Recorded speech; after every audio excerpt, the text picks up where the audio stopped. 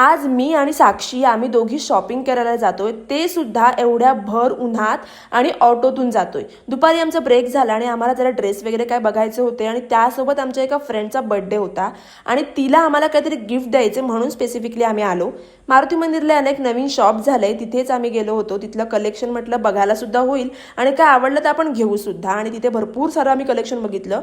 छान समर कलेक्शन तर मस्त होतंच, पण मला बॅगचं कलेक्शन खूप जास्त आवडलं आणि त्यासोबत हील्स सुद्धा मस्त मस्त होत्या. ॲक्च्युली मला याचं एक्झॅक्टली नाव आठवत नाहीये, पण मारुती मंदिरला नवीनच ओपन झालंय आणि अगदी कोणाचंही लक्ष जाईल असं आहे. सो तुम्ही सुद्धा एकदा जाऊन बघू शकता.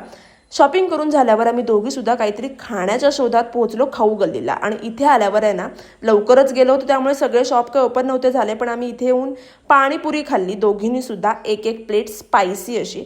आणि पाणीपुरी खाऊन झाल्यावर सुकापुरी कशी काय विसरू शकतो. सो येस, ते झालं आणि आम्ही घरी आलो आणि आज चालत चालत आलो आणि अतिशय दमाला झालंय. मग तयारी करून पुन्हा हॉटेलला, रेग्युलर रुटीन झालं, सगळं कामं सुरू होती आणि मग रात्री जेवायचा टायमिंग झाला, जेवून घरी निघालो.